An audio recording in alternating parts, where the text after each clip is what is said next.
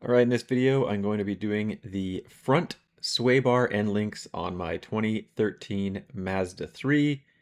Dealership quoted 250 plus tax, so about 300 bucks, and this cost me about $50 from Rock Auto. You can see the part number there. So about a $250 savings, and I would say it takes about an hour and a half, maybe 2 hours. Obviously the weather isn't great for me here, but I have so much work to do on this car, I really got to get started. For the new sway bar end links, there's a 5 mil up front, and then it is a 16 millimeter for the bolt. However, a 5/8 also works. The 5/8 is slightly smaller than a 16 mil, but they are functionally the same. And the Mazda original part, 14 millimeter. It also has the 5 millimeter hex on the center of the bolt, but that nut is a 14 millimeter nut. I found these were not too hard to get going. The bottom nut is right there, obviously attached to the sway bar. I did find that I had to raise the vehicle on the other side because the sway bar was under a bit of tension.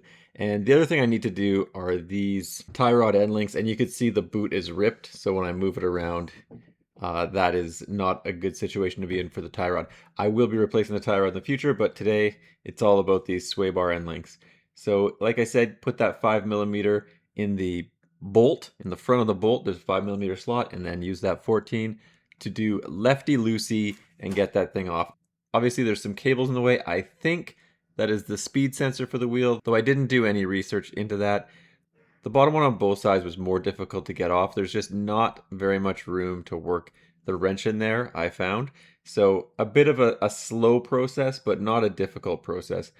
Of note, I did use PB Blaster on all the bolts before I started removing them, and I let it sit for a good 20 minutes before doing anything. Now, these little stubby wrenches are very helpful. You can see that it has the ratcheting end on the one side. They're just useful to get in those tight spaces where you may not be able to fit a normal ratchet. And then I just wrench and ratchet on these things for a while. Eventually those nuts come off.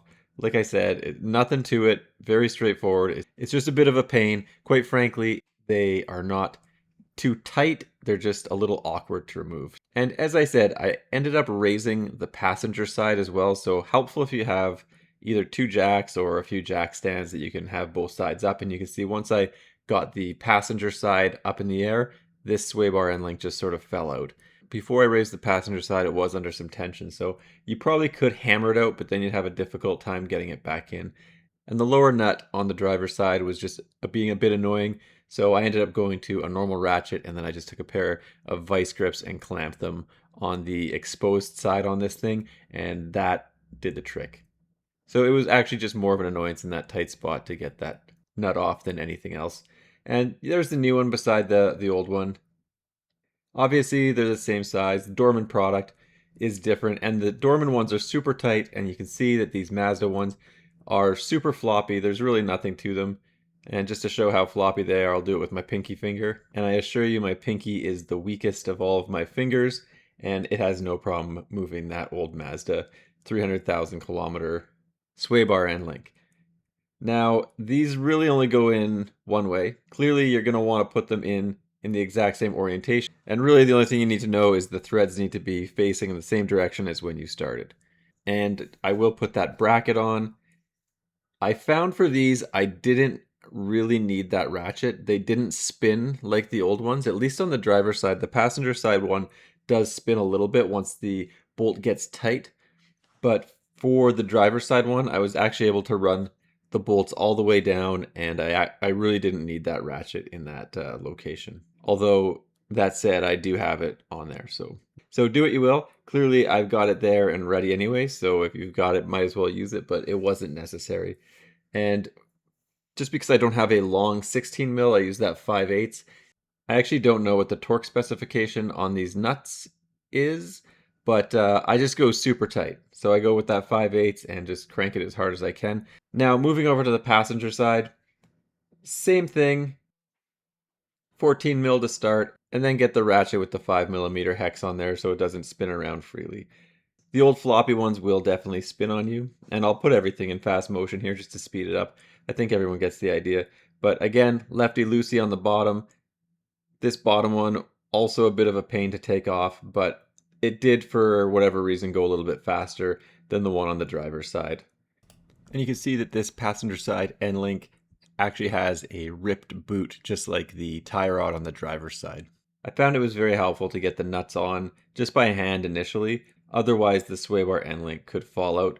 So just to ease the aggravation on myself, I did the top first, put the nut on, and then I went to the bottom, and then just put the nut on by hand. Once the nuts are on by hand, then I take out the wrench and socket and tighten them down. As mentioned, on the passenger side, I did find that the sway bar end link would start to spin once that nut got tight, so I did need that ratchet to prevent the bolt head from spinning while I was using the wrench. I did find gripping the CV axle with your thumb and then just reefing on that wrench like a hand grip test in gym class was an effective way to make the process go fast. And just like the driver's side, once these nuts were run down, I took that 5/8 and just gave it a few good unga dungas to get that tightened up. Again, don't have a torque spec on this, but of course I'm using wrenches, so it's a little tough to get a torque spec anyway. And just with the wheels in the air, I give the passenger side wheel a bit of a shake, and it's super tight.